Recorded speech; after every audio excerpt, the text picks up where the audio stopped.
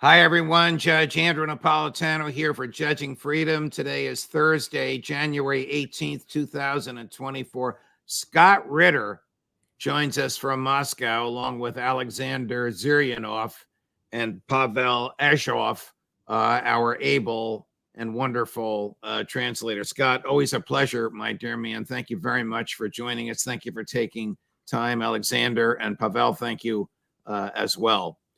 Scott, since we last spoke, you have visited the Crimea and you have visited the Donbas. How did you get there? What did you see? What were your impressions? Well, we drove.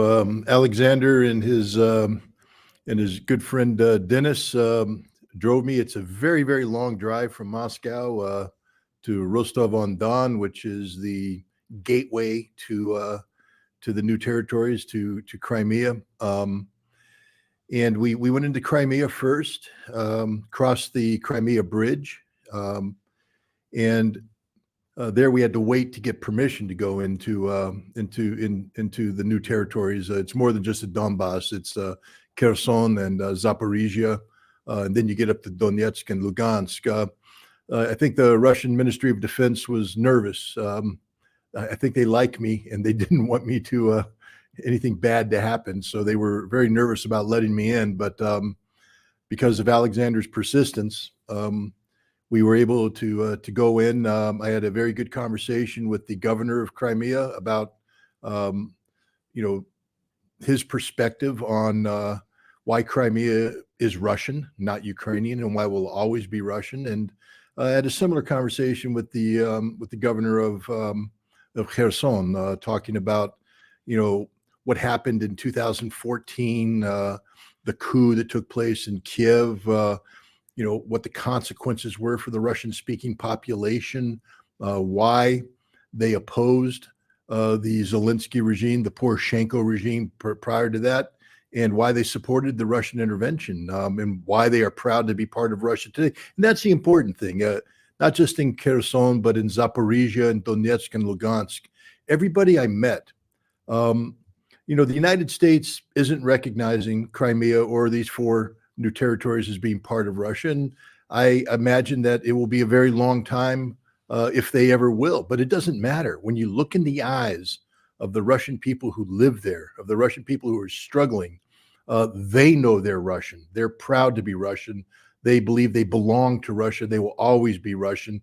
And that's a reality that I think the United States needs to come to grips with. We're so proud of self-determination. We're Americans who say, we have a right for this, or we have a right. The Russians have a right to be Russian. And they want to be Russian. They don't want to be under the Ukrainian government, this Banderist regime that has sought to nullify Russian culture, sought to, commit cultural genocide. I was in Mariupol, this city that was devastated by the Nazis, by the Azov battalion, by the fighting that took place. And I saw firsthand not only the destruction of the city, but the rebuilding of the city, the rebirth of the city, how the Russian government has come in and they've built a new hospital. They've built new apartments. They're refurbishing damaged buildings. They're going to bring this town back to life. And it's more than just buildings, Judge. The streets are populated with women and children who had to flee Mariupol because the Nazis were trying to kill them, murder, and they murdered many of them, thousands of them. But they're coming back. They're returning to their homes, and their life is returning to normal. You can read about artillery fire, Judge. You can read the articles about the boom of artillery. Wake up in the morning in Donetsk and hear it yourself. And then look around and see the women, the mothers with their children walking the streets. They don't wear helmets. They don't wear body armor. They're living their lives. These are some of the bravest people I've ever met. And they're steadfast that they are Russia and they will always be Russia. I saw this in Lugansk. They took me to the Alley of Angels, a memorial to the 68 dead children who were killed again by the Nazis, by artillery fire. Anybody who thinks that Ukraine will reconquer these territories, you need to go there. And that's why I went there. You have to see this firsthand. You have to meet these people firsthand. You have to look in their eyes. There's that old Revolutionary War thing, wait until you see the white of their eyes. Well, I saw the white of their eyes. I stared at them. I got to meet them. I shook their hands. I felt the firmness of the grip and the steadfast nature of these people. And you can't experience that long distance. You had to go there and see it. And so I'm eternally grateful for Alexander Zyryanov to put his own life at risk. He and Dennis, they're men with families. They're men with aspirations. They're not military men, but they went there because they felt it was necessary for me to see that. And just so everybody knows, Alexander and Dennis also make frequent trips there to provide humanitarian assistance to the people like thousands of other Russians do. Alexander, my friend, welcome back to the show. It must seem that the Russian people are very grateful that the danger is gone and the parts of the earth that have been Russian culturally are now Russian legally. Александр, дорогой друг, приветствую вас. Такой вопрос. Можно ли сказать, что российские люди благодарны за то, что сейчас опасность уже вдалеке, и что эта территория, которая была всегда российской в культурном смысле, теперь стала российской в смысле правовом? Добрый день, судья. Я рад приветствовать вас и ваших зрителей. Good afternoon, Judge. I'm very happy to welcome to be with you again, and good afternoon to your viewers. Да, конечно, эти территории становятся и правовыми в плане применения российских законов, но опасность не миновала. Тот же Донецк, Скотт, свидетель, мы стояли и слышали разрывы рядом.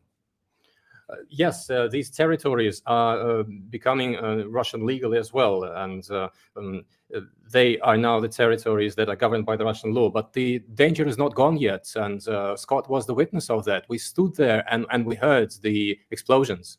Я хотел бы, чтобы ваши зрители, жители Лондона, Нью-Йорка, Парижа, Берлина и других европейских городов просто представили, каково это в мирном городе, который бомбят уже 10 лет. Когда, например, семья утром, муж провожает жену на работу, детей в школу, и никто из них не знает, увидятся ли они вечером, кто из них вернется живой домой. Это происходит 10 лет каждый день. I just want your listeners to appreciate the people from London, New York, Paris, Berlin, to think what it's like to live in a city that is being bombed by for decades already. When a family parts in the morning, the husband goes to his job, and the family doesn't know if they will be able to reconvene this evening. That's a horrible situation to live in.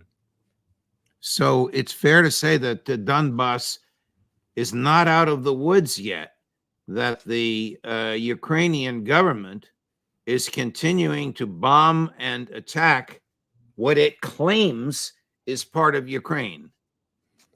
То есть правильно ли считать, что Донбасс до сих пор в нем сохраняется опасность, что украинское правительство продолжает бомбить эти территории, которые они считают по-прежнему принадлежат их государству? Да, эти территории подвергаются обстрелам каждый день, в том числе и другие территории России, такие как Воронежская область, Белгородская область, совершенно по мирным жителям. Бьется не избирательно, не целясь, просто гибнут мирные жители. Yes, these territories are still shelled on a daily basis, and not just these, but also the territories such as Voronezh or Belgorod, which experience non-selective fire. And what the Ukrainians do, they just are targeting civilians. И я только сегодня прочитал новость абсолютно безумную, когда Макрон предложил поставить Украине более дальнобойное оружие, чтобы атаковать Крым и вглубь территории России. And I read an outrageous news early this morning when President Macron suggested to supply longer range missiles to Ukraine so that they could strike Crimea and other territories. И это необходимо остановить, в том числе и вот ваша передача для этого, я считаю, предназначена объяснить людям, что этого нельзя допустить, потому что мы терпеливый народ, у нас очень терпеливый президент Владимир Владимирович Путин, но в конце концов терпение у нас может закончиться. And this must be stopped. And I guess I want to use this opportunity to communicate this at your show, that this shouldn't continue. We as a nation are very patient, and our president, Vladimir Putin, is also a very patient person. But sometimes patience comes to an end. Понимают ли вот эти вот просто безумные руководители западных стран, политики, военные, которые делают подобные заявления. Ведь они могут привести к началу Третьей мировой войны, и тогда не только российские города окажутся под обстрелом. Понимают ли жители этих стран, что они играют с огнем? Их руководство этих стран играет с огнем. I wonder if those politicians and military people understand by making these reckless statements that they are playing with fire, because they're bringing on the verge of World War III. And if it happens, it wouldn't be just Russian cities that would be under fire. Scott, how precarious is Western Ukraine? Obviously, President Macron's statement was reckless. Obviously, Joe Biden is still trying to negotiate for $68 billion in American aid for Ukraine military out of the Republicans in the House. That's reckless and crazy. But how dangerous was it where you were? And, you know, isn't the Ukraine military on its last legs? Well, first of all, I don't want to exaggerate the danger I was in. Alexander and the Russian government very careful to keep me away from the front lines. I'm 62 years old. I'm not a war tourist, and you know, my job wasn't to go into the trenches. They did the photograph you're showing there. They did provide a bodyguard detachment because I, of course, am on the Miratorets hit list, and the Ukrainians have marked me for assassination. Let me just stop you for a second while that's up there. Pavel, what does that mean in the background? What do those numbers and letters mean in English behind Scott and Alexander? This says Komsomolskaya Pravda Radio. No, on the TV. This reads Luhansk, the hero city. And 1795, I presume, is the year when it was founded. Okay, thank you. Yeah, please continue. Thank you for that, Pavel. We guessed that that's what 1795 meant. Obviously, we didn't know what the Russian meant. Please continue, Scott. How stable are Crimea and Donetsk and those territories, and how fragile is the Ukrainian military? Well, the stability of the areas that are controlled by the Russian government, it's very stable.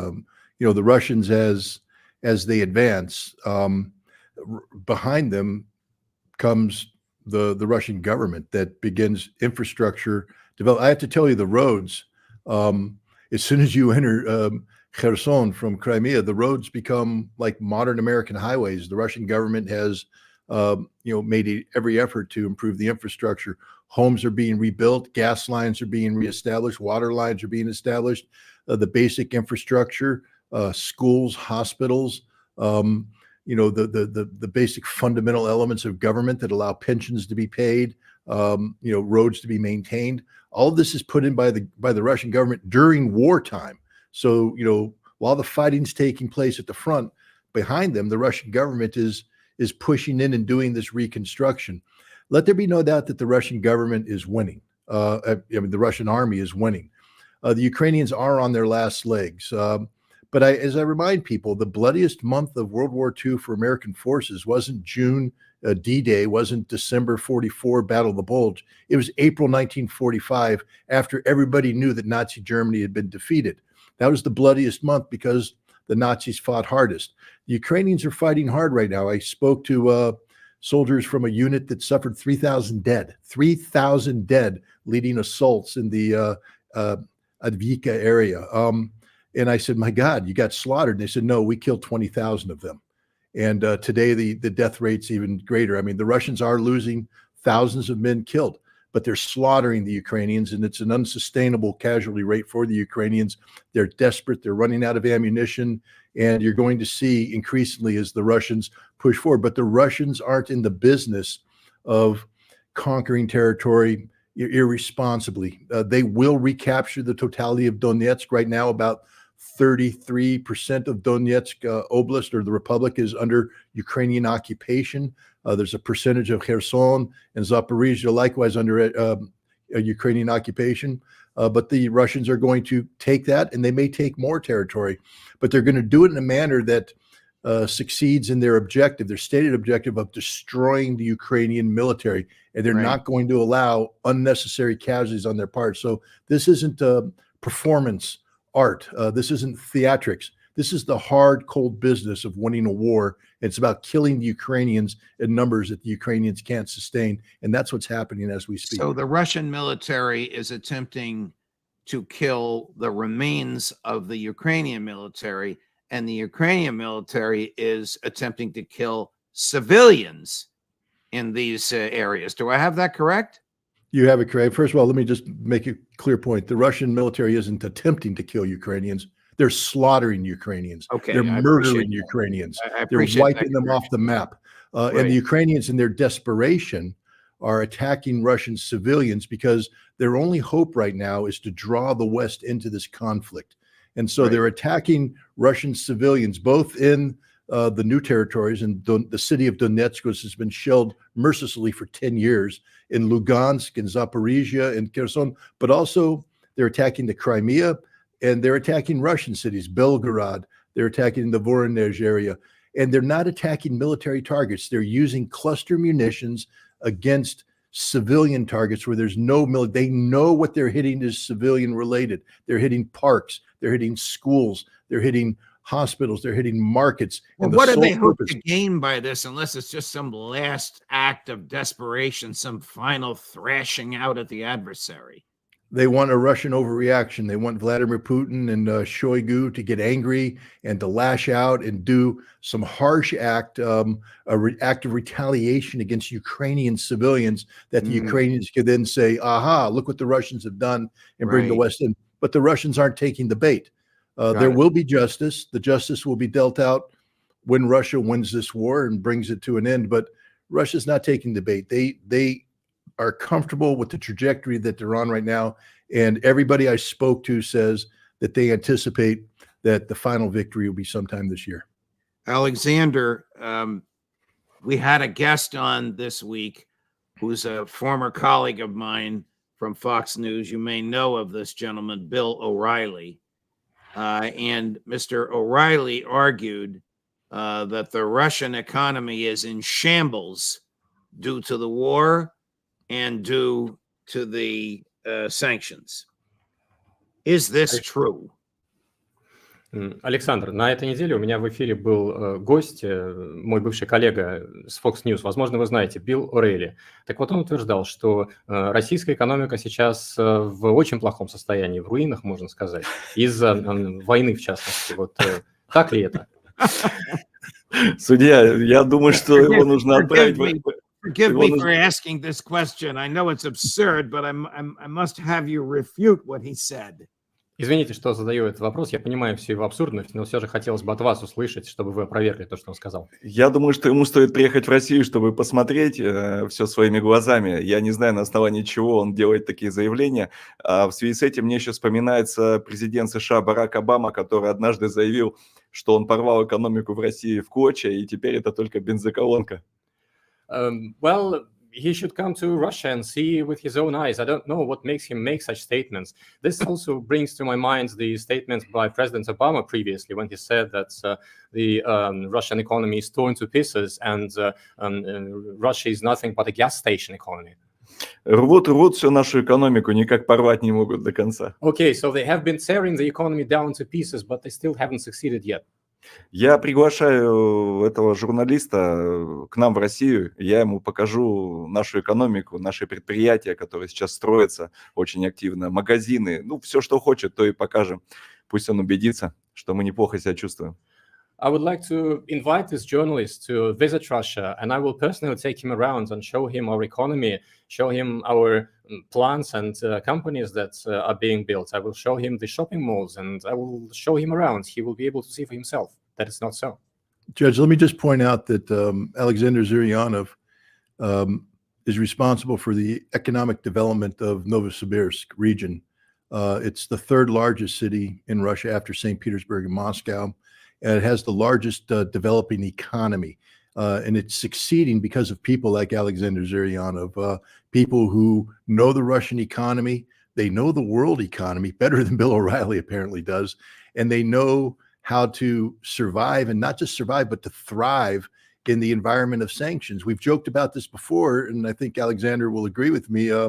It is a statement that people make, and I've heard it many times on this trip. Thank you, Joe Biden. Thank you, Joe Biden, because of the sanctions, Russia has actually become much stronger than it would have been had there not been sanctions. I appreciate all those answers. I want to dwell on the Middle East for a few minutes with you, Scott. Since we spoke last, the United States has targeted Houthis in Yemen. Iran has targeted groups in Pakistan and in Iraq.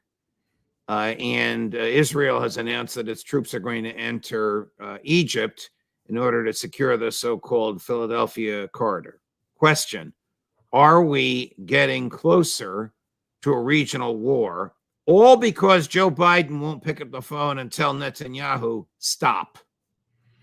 Well, that's of course the that's the right observation. No, we are in a regional war already. It's just a war that's been the escalation of which has been managed by all parties. But the United States has allowed this thing to spin totally out of control. Let's deal with the Houthis first of all. I just need to point out that our attacks against the Houthi have not achieved anything. People need to understand that the Houthi have been fighting American intelligence, American aircraft, and American bombs since 2014. And they beat them. They beat the Saudis in a stand-up fight. They whipped the United Arab Emirates. Two of the most powerful, rich nations in the region were whipped by the sandal-wearing Houthi, using modern weapons that threatened to destroy Saudi oil infrastructure, that destroyed Saudi military equipment, etc. They know how to survive. We haven't destroyed anything. These guys have gone underground. They have tunnels. They have bunkers, and they continue to hit American ships. We have the vaunted American fleet in the Red Sea. Can't stop the Houthi attacks, and will never stop the Houthi attacks. I don't know what we thought we would accomplish by doing this, but one thing is certain. Thanks to American military intervention, the Suez Canal is now closed to Western shipping. Not all shipping. Russian shipping and Chinese shipping have no problems transiting the Red Sea. That must be frustrating for the American fleet to see Russian and Chinese ships going to and fro without any hindrance. But American ships, Western ships, any ship affiliated with Israel isn't. They have to go around the Horn of Africa. It takes time, money. This is having devastating consequences for the Israeli economy and for the Western economy, for that of Europe. On when we speak of Iran and what's going on in Iraq and in Pakistan, the Iranian attacks, understand this: the CIA, and I hope you bring this up with Jack Devine next week. The CIA has been running this covert paramilitary operation where we are using Baluchi separatists, Baluchi tribesmen on the border between Iran and Pakistan to destabilize Iran. The reason why these attacks are taking place is that these Baluchi terrorists, CIA-backed Baluchi terrorists, assassinated senior Iranian military commanders. So the Iranians are retaliating. The Pakistanis are likewise targeting these Baluchi separatists. In Iraq, the CIA has been working with various groups to undermine the Iranian authorities, and the Iranians are striking back. They're not going to tolerate this. And again, the CIA's track record recently isn't very good. And all they've succeeded in doing is embarrassing the United States, further strengthening Iran, and further destabilizing the region. And if Israel goes into Egypt, I don't think the Israelis understand. The Egyptians aren't going to back down. If they want a regional war, they'll get one. And this is one where they will literally, look, they've been beaten to a pulp in Gaza. They're scared to death to go against Hezbollah up north on the Lebanese border, because Hezbollah will not only whip them, but take over northern Israel. And now they're going to go up against the Egyptian army. I don't know what kind of dope that the Israeli leadership is smoking, but it must be some really good stuff, because you have to be high to think that this is a pathway to success. And it is Joe Biden's fault. One phone call could end this all right now. Call up Netanyahu, tell him to cease and desist in this ridiculous genocidal conflict that they're waging against the Palestinian people in Gaza, and peace will suddenly break out all over. Pavel, I'm going to run a rather lengthy clip now of the American Secretary of State, Tony Blinken, speaking in Davos, Switzerland, and making negative comments about the Russians. So you might want to get your pencil ready so that you can at least summarize it for, I'll stop the dog barking in a minute, so that you can at least summarize it for Alexander. So It's not Maverick, Judge. It's not Maverick. No, it's not Maverick. It's Chris. Not my superstar executive producer, Chris, but my German Shepherd Beagle mix, Chris, gets excited. So this is Tom Friedman of the New York Times interrogating Secretary of State Antony Blinken before the globalist elite in Davos. You may want to tell Alexander in Russian what's coming, and then when you finish telling him what's coming, we'll play the clip. You can translate it, and then I want to ask him about it. Александр, сейчас судья запустит достаточно длинный фрагмент опроса господина Блинкена, госсекретаря США, журналистом Томом Фридманом из «Нью-Йорк Таймс», который ходил в Давосе на форуме. И когда это закончится, я вам кратко перескажу содержание. После этого хотел бы задать вам вопрос. Okay, here we go. So we'll run the clip. Now it's obviously in English. Pavel, and it's long. Pavel, you do your best to make notes and to translate the substance of it, not word for word, the substance of it, especially what he says about President Putin for Alexander. Go ahead, Chris. Putin has already failed in what he set out to do. He set out to erase Ukraine from the map, to eliminate its independence, to subsume it into Russia. That has failed, and it cannot and will not succeed. Second, Ukraine has not only stood up to the aggression. Over the past year, it took back more than 50% of the territory that had been taken from it in February of 2022. The last part of the last year has been challenging, but even then, something that got little notice. What Ukraine managed to do in the Black Sea, opening it up, pushing the Russian Navy back, and starting to get grain out to the world. It's been the breadbasket of the world. It's gone back to that as a result of actions it's taken. Let's play it one more time for Pavel's benefit, Chris. Putin has already failed in what he set out to do. He set out to erase Ukraine from the map, to eliminate its independence, to subsume it into Russia. That has failed, and it cannot and will not succeed. Second, Ukraine has not only stood up to the aggression. Over the past year, it took back more than 50% of the territory that had been taken from it in February of 2022. The last part of the last year has been challenging, but even then, something that got little notice. What Ukraine managed to do in the Black Sea, opening it up, pushing the Russian Navy back, and starting to get grain out to the world. It's been the breadbasket of the world. It's gone back to that as a result of actions it's taken. Итак, госсекретарь говорит, что Путину не удалось достичь своих целей, а это стереть Украину с карты, лишить ее независимости и да просто включить ее в состав России силой. Украина противостояла агрессии и достаточно успешно. Вот, например, удалось отвоевать 50% территории, которые Россия захватила в феврале 2022 года. В последнее время все идет не так хорошо, но нужно обращать внимание, например, на то, что Украина успешно противостоит российскому военно-морскому флоту и смогла отбросить военно-морские силы России и восстановить движение зерна, то есть важных результатов добилась в том, чтобы продолжать снабжать мир зерном. Судья, вы действительно думаете, или Блинкен думает, что если бы Россия хотела, она не стерла бы Украину с лица земли? Вы думаете, если бы мы воевали по-настоящему, Зеленский бы катался по заграницам, у них работало бы телевидение, правительство, здание Министерства обороны, и Киев бы стоял практически целый, как и другие города? Россия не ставила себе таких задач. Judge, do you really think, and does Mr. Blinken really thinks that had Russia wanted, it wouldn't have erased Ukraine from the earth.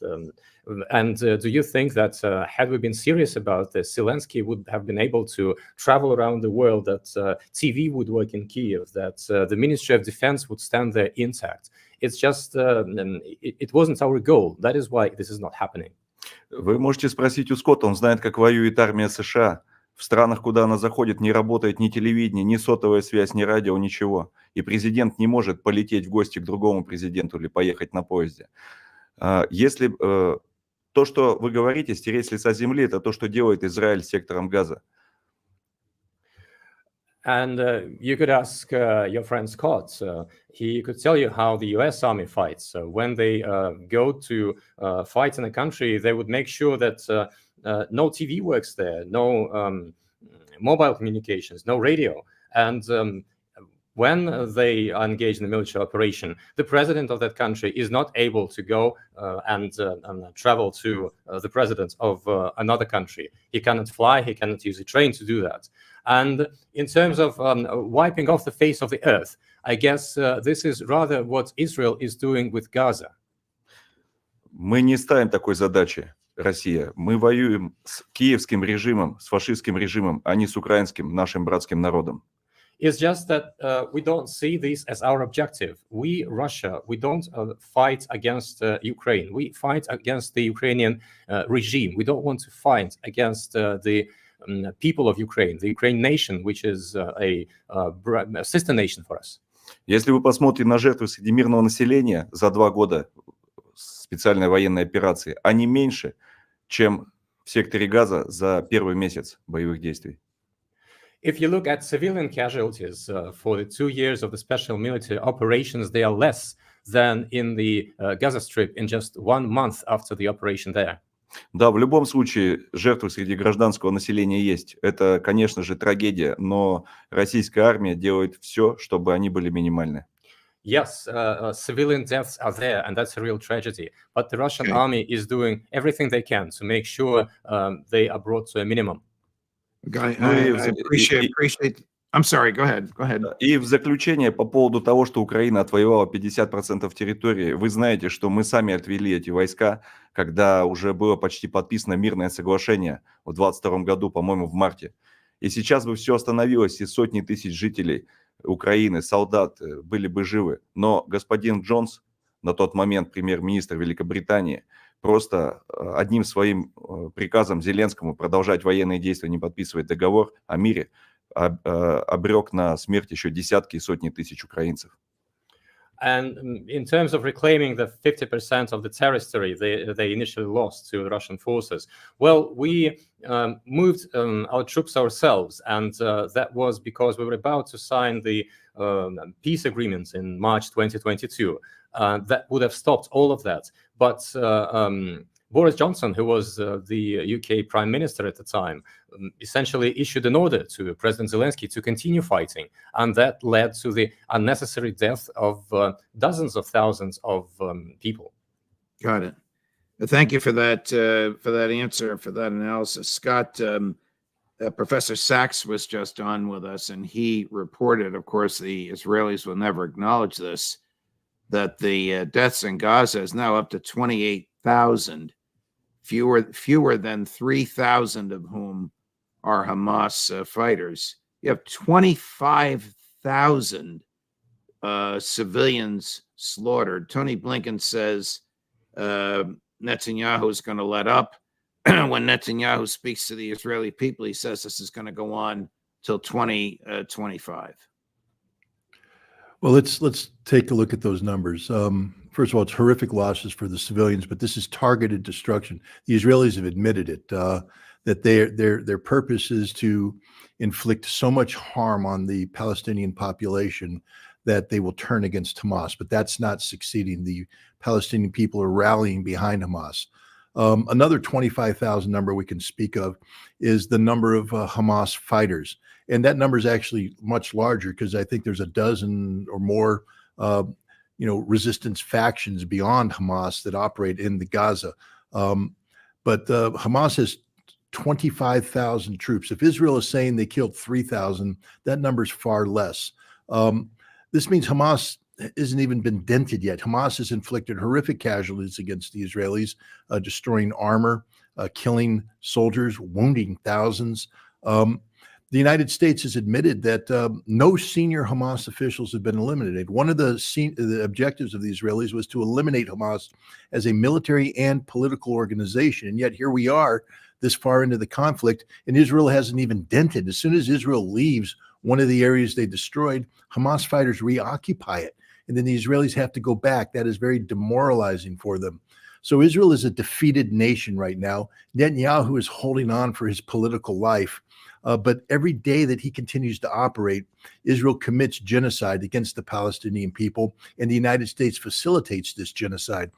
For your American audience, I hope they're like me. And when you wake up in the morning and look in the mirror, you're ashamed of what looks back, because we are all culpable in this genocide. We are to blame. We elected this government. We empower this government, and we're not doing anything to prevent our government from continuing to support this genocidal behavior of the Israelis. Before I let you go, taking us back to Ukraine, there's a lot of disputes going on this week between the Speaker of the House of Representatives, Mike Johnson, and Joe Biden, about President Biden, about the $68 billion with a B dollars he wants to send to Ukraine. Let's say he gets his way, Biden. Where will that money go? There's no military left. The society is crumbling. What value will it be other than to be stolen by corruption? Well, the first thing is right now is Ukraine is bankrupt. They can't pay. I say this to the American audience, my fellow American citizens. It's the American taxpayer that pays the pensions of Ukrainian pensioners. Now, I'm not saying that we should have these old people suffer, but it just shows you the bankrupt nature of the Ukrainian government. We pay the salaries of every soldier, of every bureaucrat, of every civil servant. We pay everything. The Ukrainian economy is non-functioning. And so the $68 billion would go to beef up the Ukrainian economy, to build a safety net for Ukraine, those in need. All the things that American government should be doing for Americans, we're going to do it for the Ukrainians. Any military aid that goes in there, first of all, we've exhausted our ability to give the Ukrainians new military equipment. We've given it all to the Israelis. If we give Ukraine equipment, we have to build it from scratch. So this money would be sent into American defense industries that would then take months, if not years, to build this equipment. Look, Russia's winning this war. They're going to win this war this year. This is wasted money, and that's what every American should understand. This is doubling down on stupid. We've been stupid up to date with what we provide the Ukrainians. It should be obvious to everybody now that this is a failed policy. Why would we double down and put $68 billion more into a failed operation that has no chance of success, especially when we have a border? And I don't want to get into domestic politics too much, but Right. we have a border that's just wide open that is begging for investment, begging for some of this money to go down there, a lot of this money to go down there. I don't think this money is going to get out of Congress. I think that Ukraine is going to be left with societal collapse that parallels their military collapse. And this will bring about the eventual political collapse of Zelensky sooner rather than later. Gentlemen, thank you very much. Alexander, thank you for the time that you've given us today and the two previous interviews. I'll let you translate, Pavel. Александр, благодарю вас за время, которое вы уделили нам сегодня и в ходе двух предыдущих интервью. And I hope I can visit you in the spring, and if I do, I promise not to bring Bill O'Reilly with me. Надеюсь, удастся посетить вас весной. Обещаю, что если я приеду, Билла О'Рейли с собой не привезу. Спасибо большое, судья, и до встречи в России. Thank you, Judge, and I'll see you in Russia. Yes, thank you. And thank you, Pavel. And Scotty, thank you. Safe travels. We'll see you back here next week. Okay, thank you. Thank you. All the best. Wow, another fabulous, informative, right from the heart and right from the soul and right from the ground interview of what's going on over there. Coming up, Scott Horton, Phil Giraldi, Colonel Larry, and Max Blumenthal. What a day. Judge Napolitano for Judging Freedom.